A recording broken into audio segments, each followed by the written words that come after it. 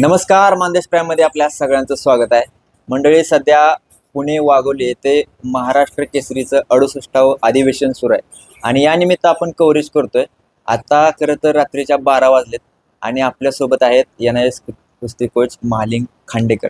यांच्याशी आपण सविस्तर गप्पा मारणार आहे. त्यांचे बंधू आपल्यासोबत आहेत, एकेकाळचे तुफानी मल्ल आहेत. आणि महालिंग खांडेकर यांचं नाव तुम्ही अनेक वेळा ऐकलं असेल. पश्चिम महाराष्ट्र असेल किंवा महाराष्ट्र असेल, मानदेशात जिथं जिथं कुस्तीचं मैदान भरतं त्या मैदानामध्ये महालिंग NIS कुस्ती कोच महालिंग खांडेकरचा पट्टा असा आवाज घुमतो. यांची तालीम आहे मसूरमध्ये श्रीराम कुस्ती संकुल. त्यांची आपण सविस्तर त्यांच्या तालमीवरती जाऊन मुलाखत घेणार आहे. आता अधिवेशनामध्ये हे आहेत, त्यांच्याकडून सविस्तर अपडेट जाणून घेणार आहे. खूप खूप स्वागत तुमचं. महाराष्ट्र केसरीचं अधिवेशन सुरू आहे, काय सांगाल प्रेक्षकांना इथले अपडेट? नक्कीच एक महाराष्ट्राला कुस्तीमध्ये परंपरा लाभलेली आहे आणि पुणे येथे वाघोली येथे सुरू असलेल्या 68व्या महाराष्ट्र केसरी कुस्ती स्पर्धेमध्ये आता जे मागील एक 5 वर्षामध्ये झालेले जे महाराष्ट्र केसरी आहेत, 5 महाराष्ट्र केसरी तेही आता आगेकूच करून पुढे आलेले आहेत आणि जे काय नवोदित मल्ल आहेत तेही आता आपले नशीब आजमावण्यासाठी उद्या महाराष्ट्र केसरीच्या म्हणजे लढतीमध्ये पाहायला मिळेल. तसं असं सांगता येणार नाही, कारण कुस्ती हा खेळ खूप वेगळा आहे की त्याचा अंदाज करता येणार नाही. कारण तुमचं क्लायमेट, वातावरण, त्यावर पैलवानांच्या बॉड्या चालतात आणि आत्ताचं वातावरण असं आहे की थोडं गरमी असल्यामुळे काय पैलवानांचे परफॉर्मन्स उंचवतात, कायचे डाऊन होतात. ह्यामुळे असं काही सांगता येणार नाही की हाच महाराष्ट्र केसरी होईल. पण शक्यतो प्रबळ दावेदार म्हटले तर पृथ्वीराज मोहोळ आहे, नंतर तुमचा हे आहे आपलं काय महेंद्र गायकवाड आहे मातीमधून, आणि नवोदित मल्ल आजच ज्या मल्लानं विक्रम भोसले ज्याने बाळू घोडकेला पराजित केलं. चांगला बाळू घोडके मैदानी तुफानी पैलवान आहे. पंजाब हरियाणामध्ये चांगल्या मल्लांवर त्यानं विजय मिळवलेला आहे. नक्कीच विक्रम आपले भोसले यांनी चांगली कामगिरी केलेली आहे आणि उद्या सिकंदर शेख बरोबर त्यांची कुस्ती आहे. सांगता येत नाही कुस्तीचं काय आहे. कुस्ती ही एक असा खेळ आहे की कोणी सांगू शकत नाही, कोणी अंदाज लावू शकत नाही, कारण कधी काय होईल सांगता येत नाही. आम्हाला खरं तर तुमच्याविषयी जाणून घ्यायचं आहे, कारण या पश्चिम महाराष्ट्रात मानदेशामध्ये जिथं जिथं मैदान असतं तिथे ते तुमचे मल्ल असतात, तुमचे पैलवान असतात, तुमची स्वतःची तालीम आहे. तुमच्याबद्दल थोडक्यात सांगा. ह्या तालमीची निर्मिती कधी झाली? कुस्तीची परंपरा तुमच्या घरामध्ये किती वर्षापासून आहेत, काय सांगा? नक्कीच आम्ही एकदम फार गरीब परिस्थितीतून पैलवानकीला सुरुवात केली. आमच्या वडिलांना फार नाद होता कुस्तीचा, कारण आमच्या वडिलांची एवढी जिद्द होती की ते नेहमी म्हणायचे की मला उद्याचं काय बघायचं नाही, आज काय चाललं आहे ह्यावर फक्त तुम्ही लक्ष द्या. आणि आम्हाला गरीब परिस्थितीतून तिघा भावांना पैलवान केलं. फार बिकट परिस्थिती होती. आम्ही त्या काळी पैलवानकी करत होतो, त्यावेळेस आम्ही कुस्तीवरच आमचं उदरनिर्वाह चालायचा आणि कुस्तीनं भरपूर दिलं. 2008-09 साली मी कुस्ती बंद केली. माझ्या मागं माझे 2 भाऊ नवनाथ खांडेकर, नाना खांडेकर यांनी चांगल्या पद्धतीनं पैलवानकी केली आणि चांगली नावजिक पैलवान झाली. आणि मग तिथून पुढं मी असा विचार केला आम्ही की आपल्याला एक स्वतःची तालीम बांधायला लागणार आहे. कारण का तर आमची इच्छा काही पूर्ण झाली नव्हती, त्यावेळेस सुविधा नव्हत्या, आमची परिस्थिती नसल्यामुळे आम्हाला बाहेर कुठं जाता आलं नाही. नाहीतर आम्ही ऑल इंडिया इंटरनॅशनल कधीच झालो असतो, बऱ्याच वेळा झालो असतो, कारण तेवढी सुविधा नव्हती आणि आमच्याकडे तेवढं स्केल होतं. पण आमच्याकडं काय होतं, आम्हाला कुठं बाहेर पाठवणं एवढं नॉलेज कोणाला नव्हतं. घरामध्ये आमचे कोणले शिकलेले नव्हते. वडिलांना फक्त नाद आणि जिद्द होती वडिलांची. त्या जिद्दीच्या जोरावर पण फक्त आम्ही काय पुढे जाऊन एक जिद्द ठेवली की स्वतःच एक संकुल करायचं आणि आपली जी इच्छा अधुरी राहिलेली आहे नक्कीच ती पूर्ण करायची आपल्या पट्ट्यातून. आपल्या घरातील भावांची, आमच्या मुलं, आमची मुलं. आता आमच्या भावाचा मुलगा आहे आरो खांडेकर, यानं नॅशनलला 3 गोल्ड दिलेले आहेत. आज ब्रॉन्झ दिलेला आहे आणि पुढं अजून त्याच्याकडून आम्हाला अपेक्षा आहे इंटरनॅशनल होण्याची. त्याच्या पाठीमागं अजून दुसरा एक पोरगा आमचा समाधान खांडेकर म्हणून मैदानी चांगल्या पद्धतीने कुस्त्या करत आहे. आणि हेच पुढं डोक्यात राहिलं आणि 2012 साली तालमीची आम्ही स्थापना केली. पहिल्यांदा तालीम बांधताना हाच विचार होता की जास्त आपल्याला असं काय नाही की स्वतःपुरते आपले भावांना किंवा आपल्या घरातीलच पैलवान होतील आणि आपल्याला कुठेतरी म्हणजे कुस्ती कुठेतरी चालू ठेवण्याचा, जीवन ठेवण्याचा प्रयत्न करू. पण असं वाटलं नाही की एवढा लोकांचा प्रतिसाद, मित्रमंडळी ह्यांनी बराच प्रतिसाद दिला आणि त्यांनी सांगितलं की तुम्ही करा, तुम्हाला आम्ही साथ देऊ, अशी बऱ्याच लोकांनी साथ दिली. आणि मग तालमीची निर्मिती केली आणि आज 90-80 मुलं माझ्या हाताखाली प्रॅक्टिस करतात. आणि आतापर्यंत तालमीचे 10 वर्षामध्ये 17 ते 18 नॅशनल खेळलेले आहेत. आणि पोलीस, नंतर कोण डी फार्मसी, नंतर वकील, असे बऱ्याच डिग्र्या घेऊन काही मुलं चांगल्या ह्याला लागलेले आहेत, म्हणजे त्यांच्या कर्तृत्वावर आहेत. आणि नक्कीच इथून पुढं येणाऱ्या काळामध्ये मान तालुक्याला, महाराष्ट्राला, सातारा जिल्ह्याला चांगले पैलवान देण्याचा प्रयत्न करू मनापासून. आणि कारण जी काय आमची इच्छा अधुरी राहिलेली आहे ती पूर्ण थोड्याच दिवसात करू, कारण तसे मल्ल आहेत माझ्याकडे आता. आणि आम्ही माझं येण्यात झालेलं आहे आणि बऱ्याच वेळा मला बाहेरून नॉलेज मिळतं खूप. मानदेशीमध्ये मी असल्यामुळे मला आमचे प्रभात सिन्हा, तसेच आमचे काही कोचेस आहेत त्यांच्याकडूनही भरपूर नॉलेज मिळतं. आणि आम्हाला ऑनलाईन कोर्सेस वगैरे सुविधा आहे. तर स्पोर्ट्स सायन्स वगैरे त्यामध्ये बी खूप शिकलेलो आहे. आणि कुस्तीमध्ये आता फार बदल झालेला आहे, ॲडव्हान्स कुस्ती आलेली आहे. पहिली जोर बैठकीची कुस्ती राहिलेली नाही, किंवा पहिल्याची 10 वर्षामध्ये, 5 वर्षामध्ये जी कुस्तीचं वर्कआउट होतं मॅटवरचं, त्यामध्ये फार बदल झालेला आहे. जिममध्ये जिम डेव्हलप करावं लागते. त्यासाठी जिम फार गरजेचे आहे पैलवानांना. आणि त्यासाठी प्रोटीन, त्यांचा आहार, त्यांना आहारानुसार त्यांना प्रॅक्टिस देणं गरजेचं आहे. लहान मुलांवरती चांगल्या पद्धतीने काम करणं गरजेचं आहे, कारण त्यांना फंडामेंटरी शिकवणं गरजेचं आहे.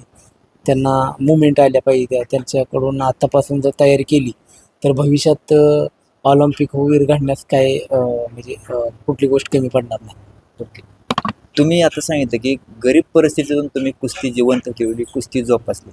आज श्रीराम कुस्ती संकुलामध्ये अनेक मानदेशातले, पश्चिम महाराष्ट्रातले मल्ल आहेत जे गरीब परिस्थितीतून तुमच्या तालमीमध्ये शिकतायत.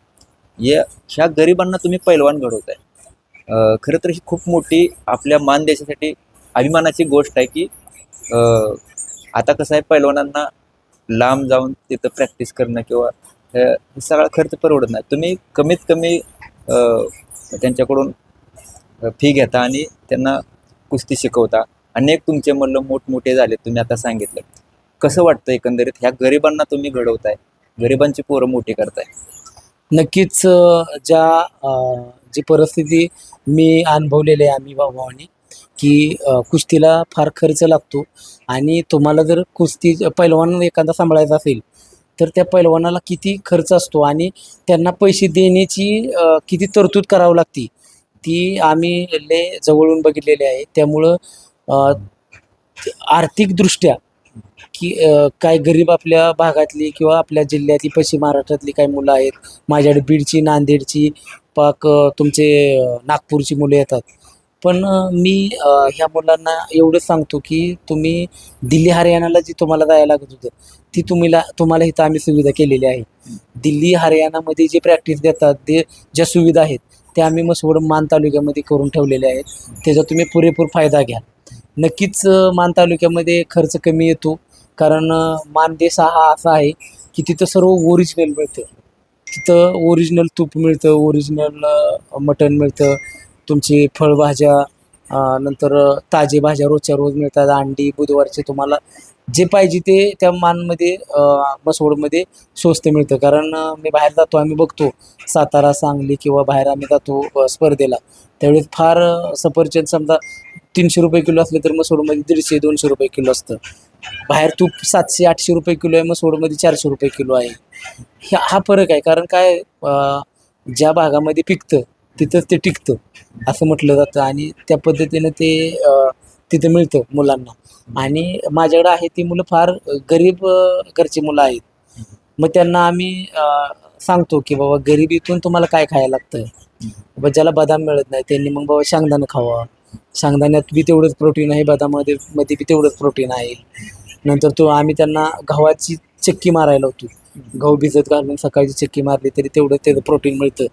कमी खर्चामध्ये कसा पैलवान करता येईल त्याचा पुरेपूर आम्ही त्यांना रोज अर्धा तास 1 तास एक जनरल नॉलेज असतं आमचं आणि त्यावर आम्ही त्यांना लेक्चर देतो की तुम्ही डाएट काय केला पाहिजे, काय खाल्लं पाहिजे. प्रत्येक आठवड्याला वेगवेगळा डाएट त्याला बदलून देतो आम्ही. आणि चांगल्या पद्धतीनं मुलं आहेत. स्वतः अभ्यास करतात. 10वी-12वीला आहेत आणि चांगली सायन्सला मुलं आहेत. आणि अभ्यास आमच्याकडे 2 टाईम स्टडी असते, सकाळ संध्याकाळ. नंतर CCTV आहे तालमीमध्ये. लहान मुलं भरपूर आहेत माझ्याकडं आणि CCTV असल्यामुळे आम्ही कुठल्याही म्हणजे त्याची तक्रार होत नाही. कुठल्या पद्धतीने त्यांना म्हणजे असं वळण चांगलं लागतं की बाबा आपल्याकडं कोणतरी बघतंय. मग ती CCTV त्यांच्याकडे सारखी बघतच असते आणि त्यांना त्यामुळे ते वळण चांगलं लागतं. तुम्ही घडवलेले अनेक मुलं महाराष्ट्रात चमकत आहेत. जसं की तुम्ही एक तुमच्याच भागातील विशाल रुपनवर, त्याला खवाट नावानं संपूर्ण महाराष्ट्रामध्ये चर्चा आहे. खरं तर त्यांची जर पार्श्वभूमी बघितली तर एका मेंढपाळाचा पोरगा तुम्ही मोठा पैलवान केला आहे. असे अनेक पैलवान केलेत. अशी किती उदाहरणं आहेत गोंडी कामगार करणारे किंवा कष्ट करून खाणारे. अशा कष्ट करायची पोरं तुम्ही घडवताय, ही खूप मोठी गोष्ट आहे. नक्कीच विशाल रुपनरचं तुम्ही नाव घेतलं. विशाल रुपनर म्हटलं तर तो माझा स्टार्टला सुरुवात केलेला पैलवान आहे आणि त्याच्याकडं व्हील पॉवर भरपूर होती. पण त्यांची परिस्थिती अशी होती की वडील मेंढराकडे होते, घरची परिस्थिती अतिशय बिकट आणि त्यातून मग वडिलांची जिद्द, त्याच्या आईवडिलांचा आशीर्वाद लागतो आणि त्याचे फार वडील जिद्दी आहेत. शिवाजी रुपनर माझे मित्रच आहेत ते. तर त्यांना कारण ते तुम्ही जर आधार दिला नसता, बळ दिलं नसता तर एक म्हणजे आता तो मेंढर राखत असता किंवा कुठेतरी नोकरी करत असता. नक्कीच तो त्याच्या नशिबाने तो काय केलं असतं ते मला काय माहीत नाही. पण जे मला माहीत आहे तोपर्यंत तेवढं ते मी त्याला जेवढं जे नॉलेज दिलं त्या नॉलेजचा पुरेपूर फायदा घेऊन आज महाराष्ट्रामध्ये तो मैदानी चांगला पैलवान आहे. चांगल्या पद्धतीने कुस्त्या करत आहे आणि विशालसारखे आणि बरेच उदाहरणं आहेत. माझ्याकडं रणजित गोरड म्हणून एक पोरगा आहे. वडील रोज त्याचे बाग छटाय जातात. तसाच चैतन्य यमगर म्हणून आहे गोरडवाडीचा. त्याचे वडील हे रोज दुसऱ्याच्या बांधाला कामाला जातात. पण मुलं अशी जिद्दी आहेत आणि त्यांना पोटाशी धरून मी एकदम असं त्यांना आधार देणं गरजेचं आहे. कारण परिस्थिती कोणाची सारखी राहत नाही. कारण आमची एक काळ असा होता की आमच्या सायकलला मडगार्डी नव्हती. ज्यावेळेस आम्ही सायकलीवर तालमीत येत होतो त्यावेळेस आमच्या सायकलला मडगार्डी नव्हती आणि फार बिकट परिस्थिती. आम्हाला कुस्त्याला जाण्यासाठी गाडी नसायची. नंतर असे म्हणजे फार फार म्हणजे न सांगण्यासारखी परिस्थिती. पण त्या परिस्थितीवर मात केली आणि कसं असतं, वडिलांची जरी इच्छा असली तरी तुमचा जे करण्याची जिद्द असते, मुलं चांगली लागतात पुढे घडण्यासाठी. आणि घडण्यासाठी त्यांना नॉलेज, चांगल्या गुरुच्या हाताखाली तयार व्हावं लागतात. त्यांना वळण लागलं पाहिजे. नंतर थोडं पुढं जाऊन व्यवहार ज्ञान आलं पाहिजे. बाबा समजा आपल्याला पैलवानकी नाही जमली तर व्यवहारी ज्ञान असल्यामुळे तो कुठेतरी मोठा उद्योजक, राजकीय काय सरपंच पंच होऊ शकतो. अशा पद्धतीचे माझ्याकडे बरीच मुलं चांगल्या पद्धतीला काय कामाला आहेत. तसाच एक नाथा शेंबडे म्हणून एक माझ्याकडे फार गरीब परिस्थिती होती. जळगावचा पैलवान होता. अतिशय बिकट परिस्थिती होती. एकच घर होतं त्याचं. आज तो स्वतःच्या हिमतीवर वकील झालेला आहे आणि स्वतः चांगलं हॉटेल मोठं टाकलं, हॉटेल व्यवसाय करतो, बंगला बांधून. वडील एकदम असे चांगल्या पद्धतीनं आरामशीर आहेत. तर अशी बरीच उदाहरणं आहेत की जे फार गरीब मुलं होती त्यांना पोटाशी धरून आज चांगल्या पद्धतीनं ते आज सक्सेस आहेत. Yes. आणि हे सक्सेस होण्यासाठी त्यांना विचार चांगले देणं फार गरजेचं आहे.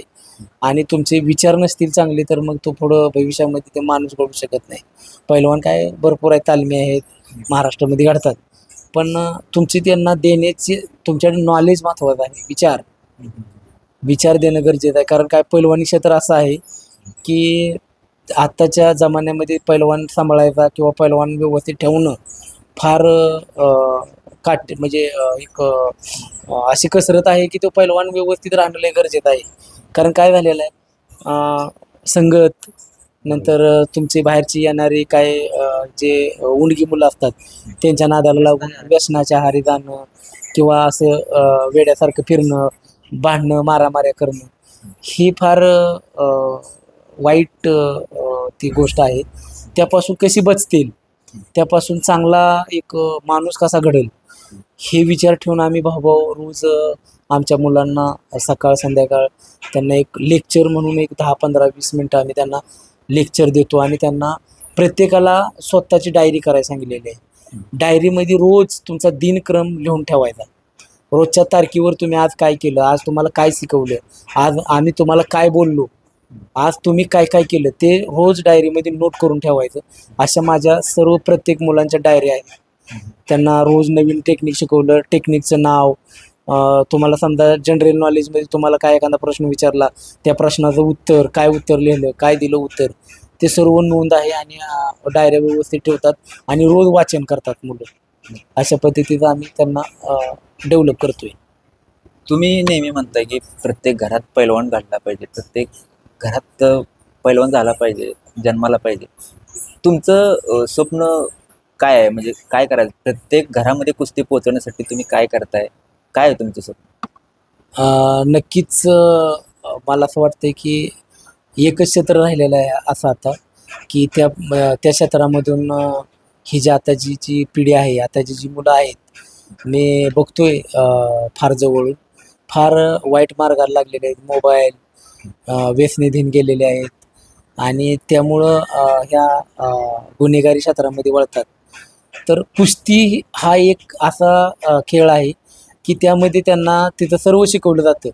तिथं त्यांना कुस्ती शिकवली जाते, कुस्तीमध्ये त्यांच्या शारीरिक वळण शिकवलं जातं, तसंच त्यांना जनरल नॉलेज शिकवलं जातं. आणि तिथंच त्यांना आध्यात्मिक प्रशिक्षण मिळलं जातं की आध्यात्मिक काय आहे, की देव कुणाला म्हटलं पाहिजे. पहिले आपले आईवडील देव आहेत, नंतर आपला गुरु देव आहे, नंतर तुम्ही मानाल तो देव आहे. पण मानलं पाहिजे, कुठल्या तरी गोष्टीला मानल्याशिवाय तुम्ही पुढं सक्सेस होऊ शकत नाही. कारण आताची जी येणारी पिढी आहे, येणाऱ्या 5-10 वर्षामध्ये फार भयंकर परिस्थिती होणार आहे. कारण आता बघताय तुम्ही AIचा जमाना आलेला आहे. AI नंतर गुगल वर आता म्हणजे भयंकर परिस्थिती आहे. कारण आता मुलांना इंग्लिश येणं गरजेचं आहे. बऱ्यापैकी इंग्लिश समजलं पाहिजे, इंग्लिश बोलता आलं पाहिजे, इंग्लिश वाचता आलं पाहिजे. पहिला काळ होता वेगळा की मराठी ज्याला वाचा येत नाही तो आडगा आहे. पण आता ज्याला लॅपटॉप कॅम्प्युटर चालवा येत नाही, ज्याला इंटरनेट चालवा येत नाही तो खरा आडगा आहे आता. मंडळी, मानदेशातलं हे खांडेकर कुटुंब, ज्या कुटुंबानं स्वतःच्या घरामध्ये कुस्ती वाढवली, जिवंत ठेवली आणि त्यांच्यासोबत मानदेशातल्या अनेक कुटुंब त्यांनी उभा केले, अनेक संसार त्यांनी उभा केले असं म्हणायला हरकत नाही. अनेक त्यांनी मल्ल घडवले, ते स्वतःच्या पायावरती उभे आहेत. त्यांचे सख्खे बंधू आपल्यासोबत आहेत, ते देखील एकेकाळचे तुफानी मल्ल होते. खूप खूप स्वागत तुमचं, तुमची ओळख करून द्या. माझं नाव नवनाथ रामचंद्र खांडेकर. एकेकाळी तुम्ही तुफानी मल्ल होता, मैदानी कुस्त्या गाजवायचा, आणि आता तुम्ही मल्ल घडवताय, पोरं घडवताय, प्रत्येक मैदानावरती घेऊन जाताय. काय सांगताल? जातोय प्रत्येक मैदानाला पैलवान आमच्या तालमीचे जाते.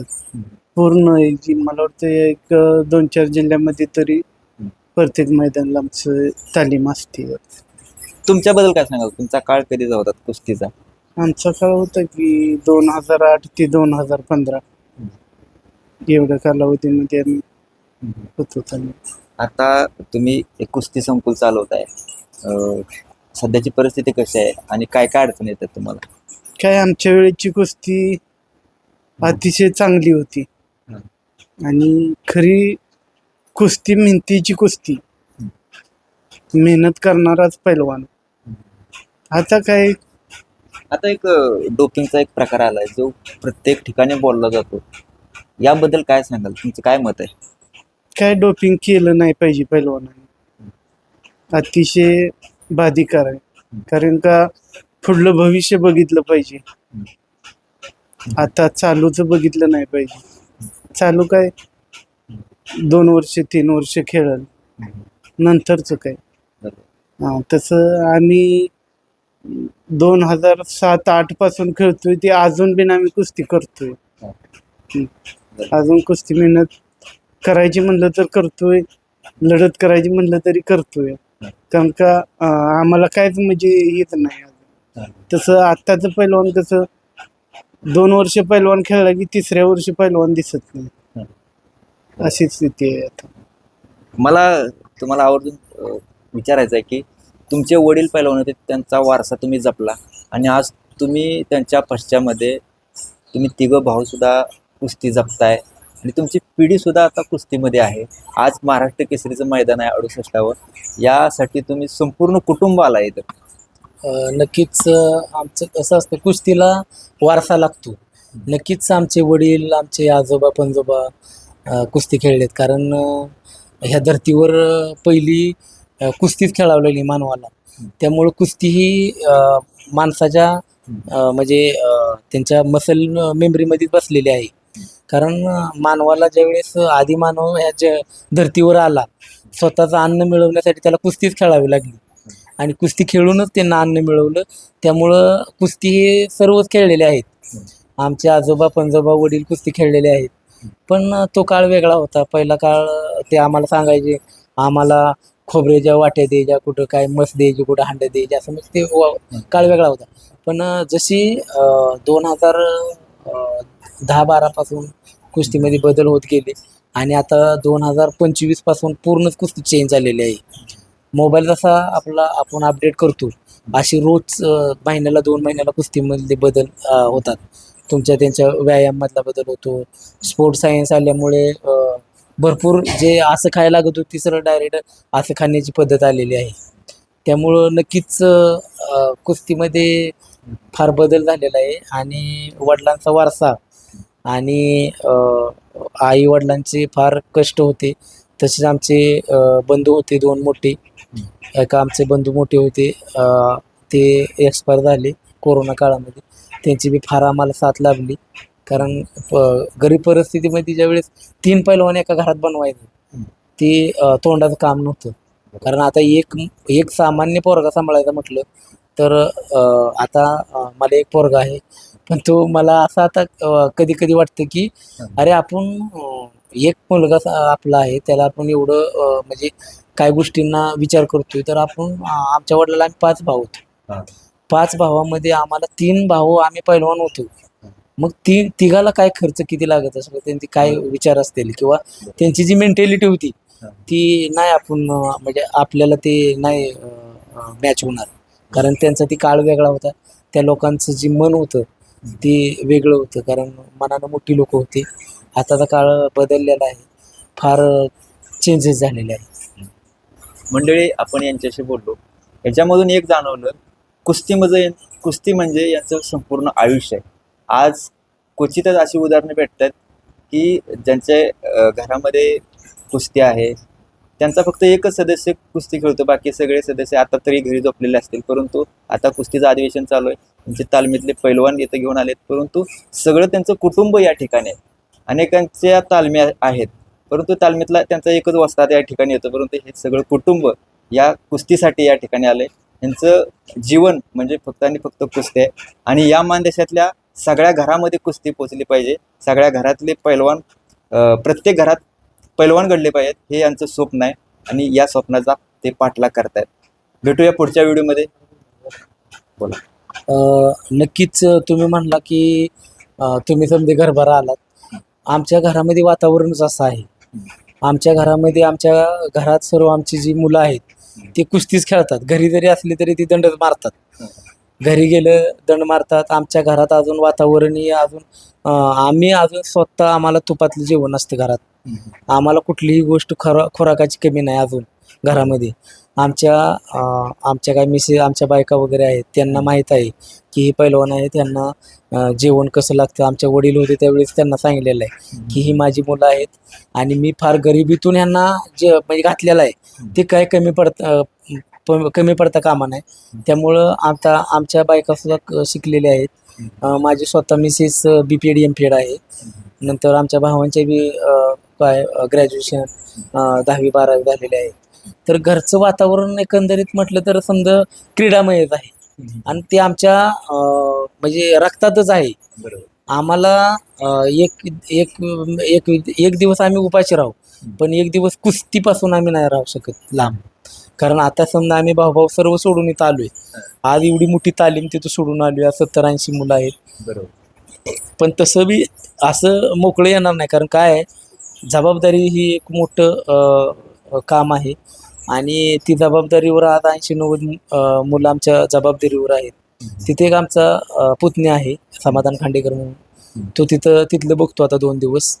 कारण इथं बी येणं गरजेचं आहे. कारण मुलांच्या मागं जाऊन स्पर्धा घेणं, स्पर्धेला मागं कोचिंग करणं, कोच हे फार मोठी महत्त्वाची भूमिका असते. कारण आता मागल्या 2 महिन्यामध्ये बी ज्युनियरला माझी 5 मुलं खेळली, त्यामध्ये 3 मेडल लागली. कारण सातत्य हे आमच्याकडं फार महत्त्वाचं आहे आणि येणाऱ्या काळामध्ये बी चांगली मुलं आहेत. आता आम्हाला मॅट हॉल झालेला आहे, भरपूर मोठं मॅट आहे. आम्हाला पहिलं मॅट नव्हतं. ते पहिलं कमी मॅटामध्येच आम्ही आजपर्यंत एवढ्या 20-25 नॅशनल खेळली. पण आता येणाऱ्या काळामध्ये नक्कीच महाराष्ट्राला भारताला चांगले मल्ल देऊ एवढी इच्छा पूर्ण करतो तुमच्या चॅनलच्या माध्यमातून. मला आवर्जून ती गोष्ट बोलायची की अनेक तालमीतले मुलं इथं आलेत, परंतु त्या तालमीतले अनेक तालमीतले वस्तात आले नाहीत. परंतु तुम्ही सगळे इथं दिसला, ही खूप ऊर्जा देणारी बाब आहे, अभिमानाची गोष्ट आहे. काय सांगताल?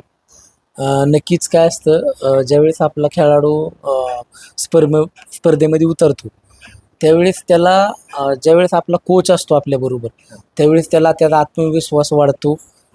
त्याला ते मेंटली फ्री राहतो आणि कोचचा आणि खेळाडूचं एक असं घनिष्ठ संबंध असतात की त्यांना एकामेकाची बाजू माहीत असते आणि कोच जर माग असेल तर नक्कीच खेळाडूचा परफॉर्मन्स उंचवतो आणि त्याला एक आधार मिळतो.